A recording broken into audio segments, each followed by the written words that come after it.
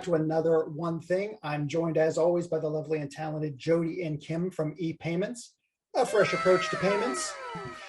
This week, we actually have another exceptional guest brought to us by the lovely Jody. Would you like to introduce?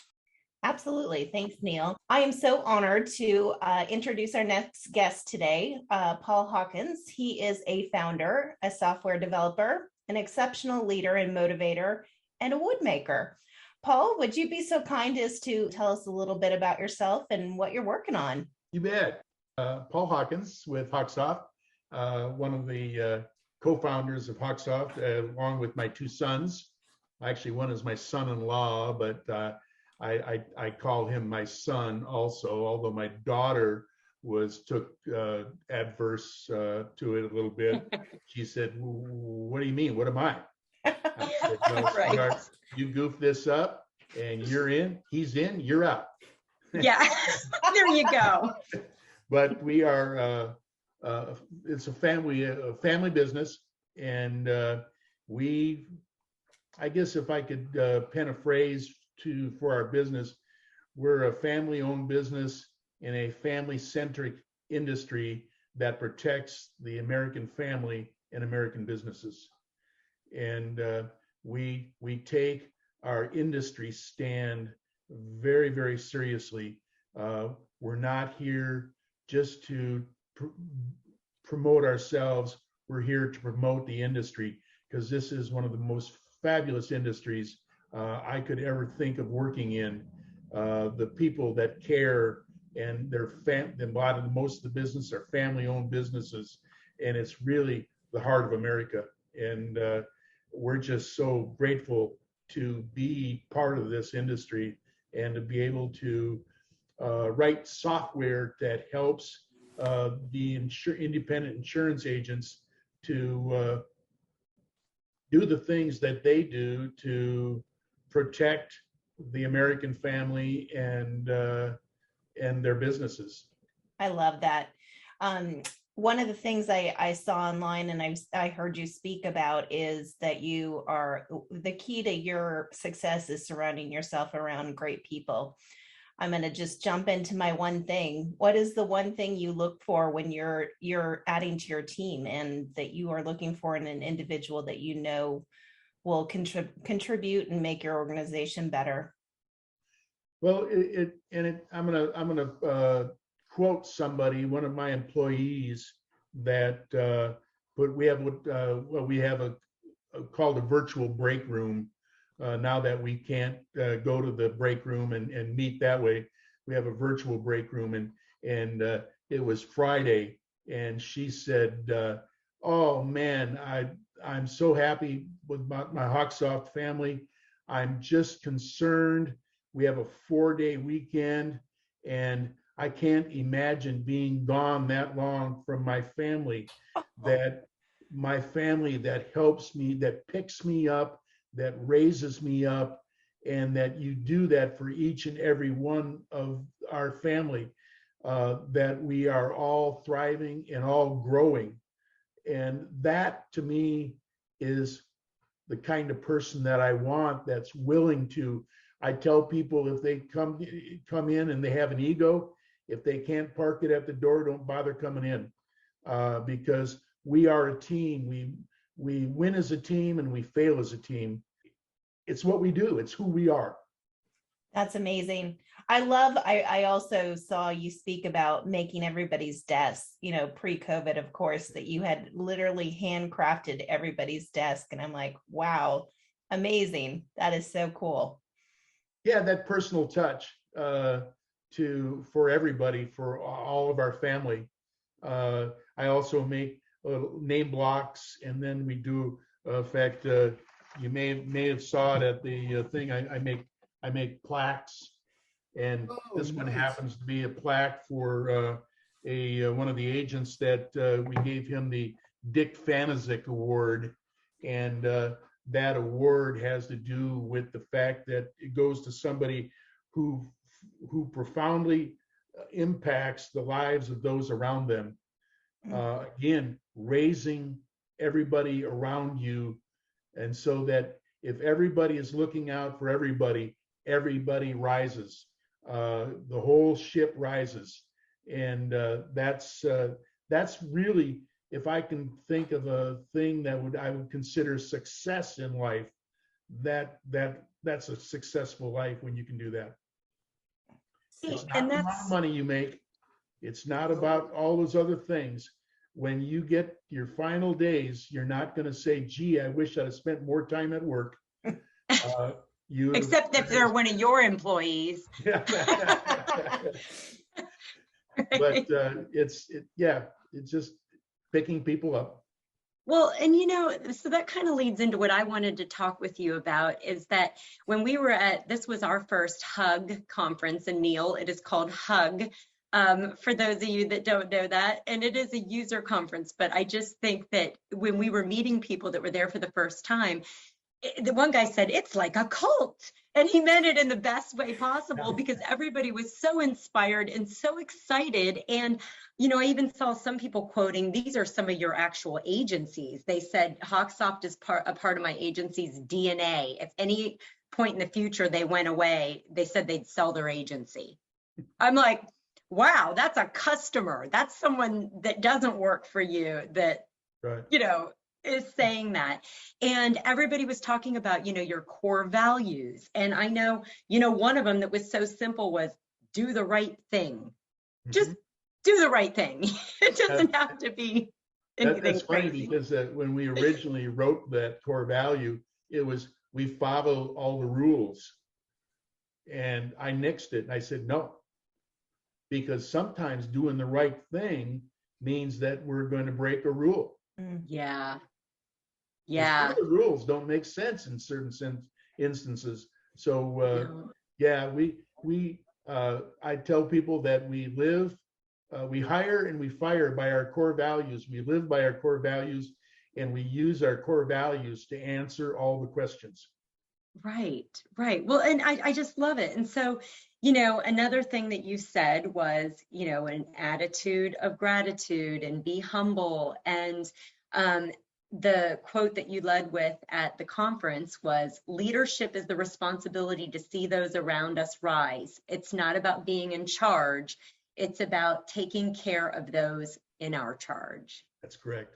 So it's very touching to me. So could you talk a little bit about, leadership in general, and how you came to say, hey, we're going to have core values, and just what you think's missing in leadership in this day and age? So much leadership in this country, in our society right now, is based on, like I said before, ego. I'm the greatest.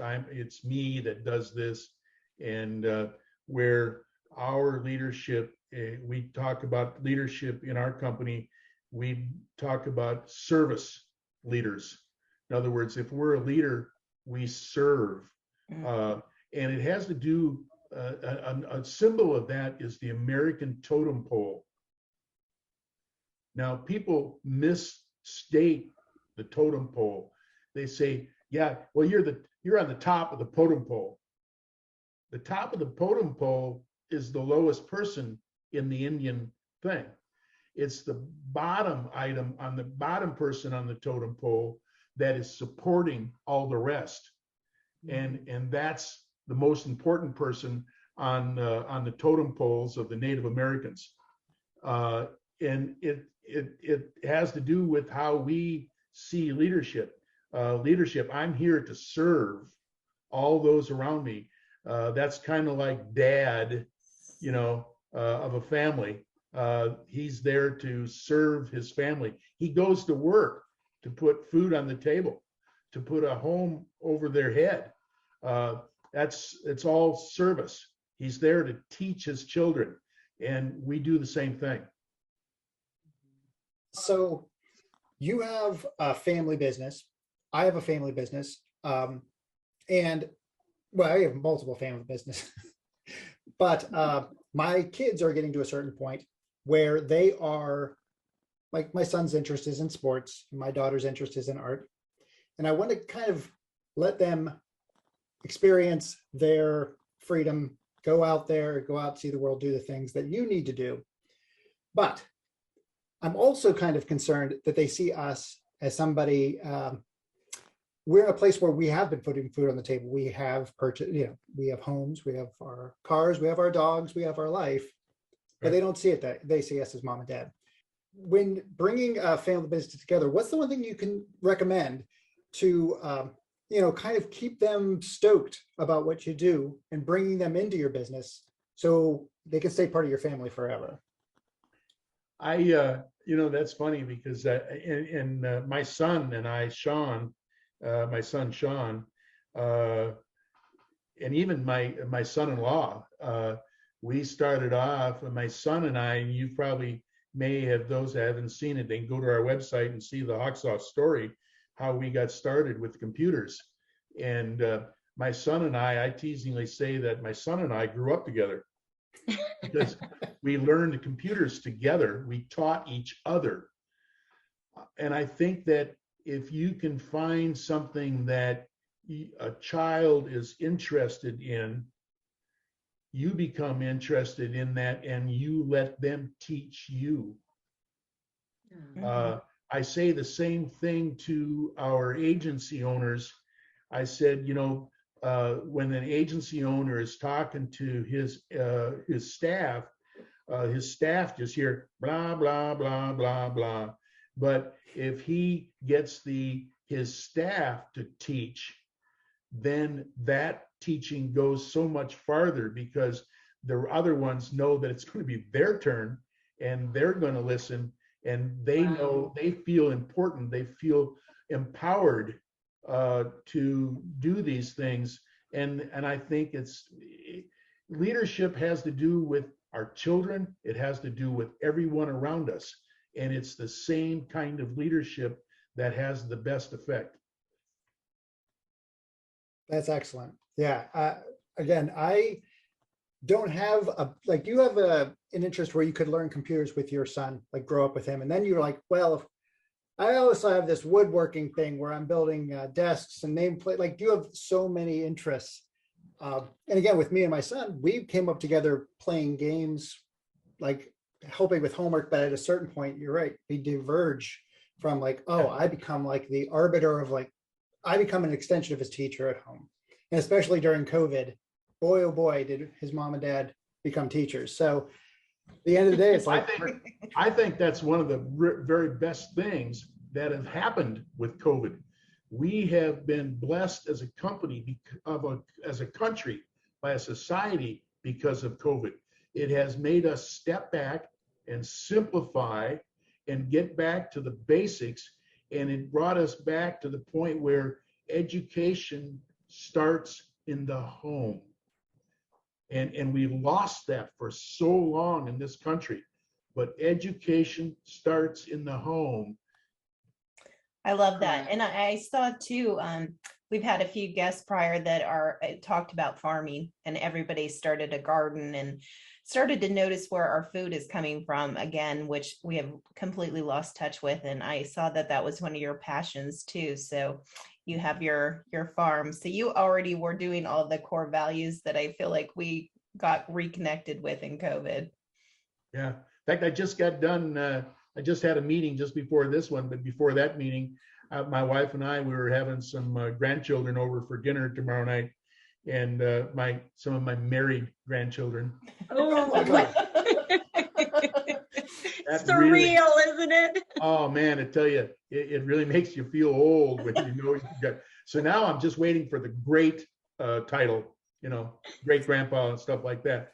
But anyway, I was outside. We had a big apple crop, and so we were getting ready for them having them over. So I went over and pressed a bunch of apple cider with our cider press. That's what I was just doing just a little bit ago. That's so fun. Yeah, we had interviewed a woman farmer, a good friend of ours out of New York, and she was saying it's like bringing everyone back to the table. That's what we did during COVID. We sat down and had dinners every single night and got the kids cooking, whereas normally we were doing that drive-through. I'm an Uber driver in a sense, taking kids 2 different directions to sports and things. So when that started to pick up again, I was like, oh, no, I'm not ready. Exactly. And Yeah. there's certain things we'll keep in place because of that. Yes, I certainly hope so. I hope as a society that we have learned something from this, some important things, getting back to the basics, getting back to family. Yeah. Yeah, very good. Without a doubt. And again, everybody we've talked to, whether it be an actor or we talked to two directors who have been talking about how the fishing industry has changed over time and how people are looking to go dock to dish at this point. We've talked to farmers, we've talked to holistic healers, and now we're talking to business and entrepreneurial folks. Like, there's so many people looking at this as a net positive because it's not to use the term, it's a reset of what is important and what makes, and I signed some documents yesterday. I was sitting there with a notary and just it's not a lofty position, but I talked to him and he had been going through cancer during this COVID break and his kids were at home, but they weren't telling the kids that he had it. And his story was like, we had to keep it from them. But in the end, he has said he changed spiritually because he pulled himself away from like the woe is me. I feel, again, cancer is a very rough thing to go through, but he wound up finding a way to spiritually reset himself. And now he and his children, who are now in college after this, are they're closer to the parents than they've ever been. And that is like, he went through a very, very tough time for the last 2 years beyond COVID, beyond this, but because he was able to experience this, he was able to come out of it anew. Yeah. And his cancer, by the way, is in remission. It's gone. So fantastic. That has another positive at the end of it. That's right. Yeah. Yeah. Right. But there's speaking of that, when people with cancer or any illness, there's no better place to heal than in your family. Mm-hmm. And that's why now even the medical industry is saying, no, we want to get you out of the hospital as soon as you can to go home to your family, because that's where your support is, that's where your love is, and you're gonna heal so much faster. And so again, going back to our companies, even there, when I read that thing about what my employees said about how she loved her fellow workers and stuff, and the love that she felt, again, we can heal even in those places. Yeah. Would you attribute that to your success? Because I know that other agencies have said, hey, what's the difference between Hawksoft and other agency management systems? They said, well, Hawksoft has a heart, number one. And during COVID, you guys grew like 300%, didn't you? It wasn't that much, but we did grow. Yeah, we grew tremendously during this time. And it has to do with, again, I'm going to go back to that. This is a family-centric industry. This industry is a large portion of our independent agencies are family-owned, and people buy from people that they like their story. Mm-hmm. Okay, that's one. In fact, that was they did a survey, a big survey here a few years ago in the industry, and that was one of the things that came out, that the independent agency system is starting to thrive again because they've realized that people buy from people that they like their story, they feel connected. Mm-hmm. And so we've got good reputation throughout the whole industry. A lot of the carriers say, boy, we'd rather do business with you, Paul, than anybody else, because they trust us. Mm-hmm. Yeah. Whereas before COVID, I think everything was going so online, and you can talk about where certain millennials, like I know sometimes Jody and I are like, this is a really big project. Can we jump on the phone with you? And if it's someone from a younger generation that isn't used to human contact and conversations, they'll say, no. We have one guy that he will do anything to not have to have a conversation and get on the phone with us.